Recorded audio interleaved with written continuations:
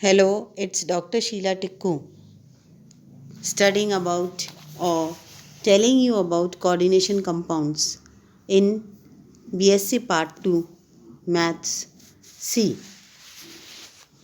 Introduction of the compounds. Introduction of the compounds. इनका परिचय ये है कि पुराने ज़माने में जो कंपाउंड्स होते थे उनकी कॉम्बिनेशन किसके साथ होती थी? धातु, और धातु के साथ में जो बनता था वो होता था लिगेंड। अब लिगेंड के अलावा यहाँ पे हम ये जानते हैं कि धातु अपनी ऑर्बिटल्स खाली करता है और उन खाली ऑर्बिटल्स के अंदर लिगेंड अपने इलेक्ट्रॉन्स देता है। इसमें सबसे पहले आते हैं double salts. The compounds exist only in the solid state and dissociate completely into constituent ions or molecules when dissolved in water. इनको जब पानी में घोला जाता है तो ये दो भागों में विभाजित हो जाते हैं, इसलिए इनको कहा जाता है डबल सॉल्ट। दूसरा है कॉम्प्लेक्स कंपाउंड्स। कॉम्प्लेक्स कंपाउंड्स ऐसे कंपाउंड्स होते हैं जिनकी अपनी आइडेंटिटी होती है किसी भी सॉल्यूशन में, और इस आइडेंटिटी के मुताबिक ये अपना कंपाउंड बनाते हैं, इसलिए इनको बोलते हैं complex compound.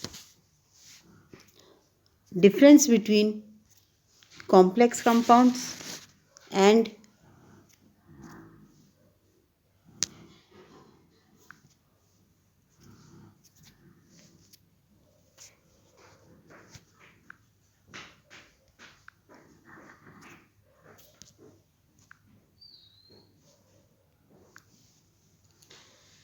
Difference between double salts and coordination compounds. Double salts के दो भाग हो जाते हैं और कोऑर्डिनेशन कंपाउंड के अंदर क्या होता है, जो लिगेंड्स जो हैं उन लिगेंड्स के साथ में जब धातु कंबाइन करता है तो उतने ही इलेक्ट्रॉन्स उसके पास होते हैं जितने कि उसको चाहिए होते हैं। इसी तरह से इनकी टर्म्स ऑफ और डेफिनेशंस।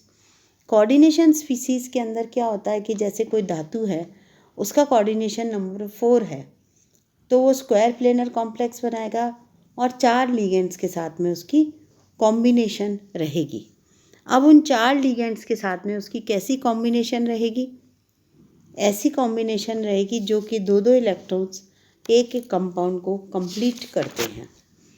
अब हम ये जानते हैं कि हर एक, जैसे lithium, sodium, copper, silver, gold, इस तरह के कंपाउंड्स, कोई 4 कोऑर्डिनेशन नंबर बताता है, कोई 3 बताता है, कोई 2 बताता है। तो जितनी ही कोऑर्डिनेशन नंबर है, जितना ही इनका कंपाउंड है, उसी के हिसाब से इनके लिगेंड्स होते हैं। लिगेंड्स एटम्स, आयंस अलग अलग ग्रुप्स में अटैच होते हैं जो कि सेंट्रल मेटल एटम के साथ में जुड़ते हैं, और सेंट्रल मेटल एटम के साथ में जुड़ने के लिए मेटल एटम अपने ऑर्बिटल्स को खाली रखता है। अब जैसे सबसे पहले मोनोडेंटेट लिगेंड के पास सिर्फ एक ही एटम होता है जो इलेक्ट्रॉन पेयर शेयर करता है।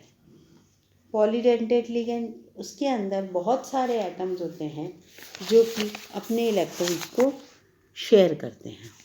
पॉलीडेंटेट लिगेंड के बाद एम्बीडेंटेट लिगेंड, यानी उनके पास अलग अलग प्रकार के एटम्स होते हैं जो कि इलेक्ट्रॉन्स को शेयर करते हैं। कोऑर्डिनेशन स्फीयर, इस कोऑर्डिनेशन स्फीयर के अंदर वही लिगेंड आते हैं जो कि अपने इलेक्ट्रॉन्स को शेयर करते हैं, जिनके साथ अपने लिगेंड्स की शेयरिंग पाई जाती है, वही होते हैं कोऑर्डिनेशन कंपाउंड्स। अब इन कोऑर्डिनेशन कंपाउंड्स के अंदर मोनोडेंटेट लिगेंड्स में आप क्या आएंगे? Fluoride, chloride, bromide, iodide, OH, Cl, NCS। Bidentate के अंदर इथाइलिन, डायमीन, प्रोपाइलिन, अमीन। ट्राइडेंटेट के अंदर आप क्या आएंगे? जितने भी ग्रुप्स जो डाई इथाइलिन, ट्राइअमीन के अंदर के ग्रुप्स होते हैं।